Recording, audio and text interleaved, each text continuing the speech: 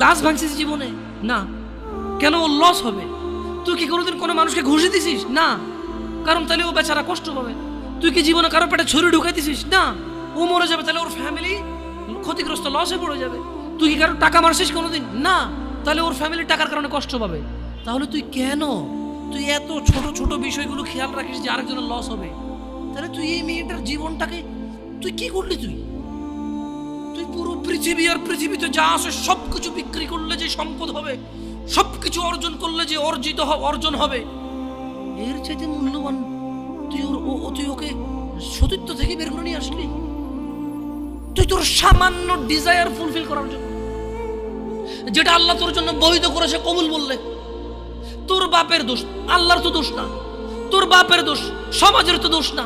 তোর বাপ তোকে বিয়ে করে না ভাই আমার। তোর বাপ মনে করে তুই ছোট, 18 বছর বয়স তোর বাপ মনে করে তোর বাপ 16 বছর বয়সে হস্তমৈথুন করছে, তোর 22 বছর, তুই এখনো ছোট নুনু খাস, দুধু খাস। তোর বাপের অজ্ঞতা, ইসলামের দোষ দিবি কেন তুই? এটা তোর বাপ 13 বছর বয়সে চাস্তবন জাটতবন নিয়ে পালাই গেছে, এরপরে সবাই মিলে ধরে আনছে।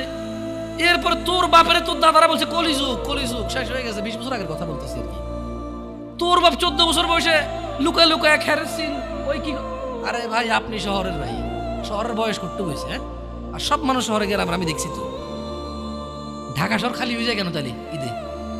আমারে বলিন না যে আমরা না ঢাকা শহরে থাকি, কিছু বুঝি না। হ্যাঁ, এবার বলবেন না আমাকে, আমি বাংলা পারি না, একটু পারি, এবার বলার দরকার নেই আমাকে। না, আমরা জানি আপনারা সব মানুষই গ্রামের, কারণ ঢাকা শহর ঈদ হলে সব খালি হয়ে যায়, কই যায় এরা। হ্যাঁ, তো তোর বাপ ওই যে এখন কেউ বলি না যে সুপারি বাগান চেনেন না, ওই যে খেরের চিন, এগুলো বোঝেন না, বললেন না আমার যে জামশেদ ভাই যে কনটেক্সটে কথা বলার বুঝে আর না। হ্যাঁ, একটু শিখলে তো ও বলার দরকার নেই, কেমন? আমি জানি আপনি বোঝেন না, বুঝের ভান করার দরকার নেই।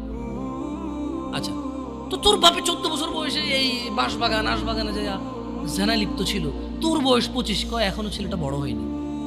তুই দোষ ইসলামের এখানে? তোর বাপের, তোর জান্নাতের প্রতি পরোয়া নেই, তোর টাকার প্রতি পরোয়া আছে।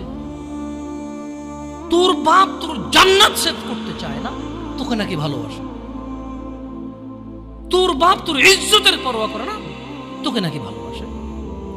তুই নাকি ভালো মানুষ, পৃথিবী আর পৃথিবীর সবচেয়ে সম্পদশালী জিনিসটাকে শুধু একটা এই মুখে মুখে চুমু দিয়ে একটা ওই যে এভাবে ছবি তুলেছি আর কি। এভাবে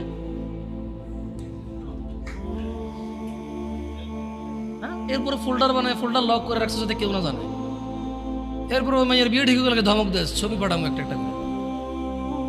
সামান্য ডিজায়ার যেটা তোর হালাল ভাবে আল্লাহ দিয়েছে, একটু সবর কর। তুই ক্লাস 5-এ পড়তেছিস।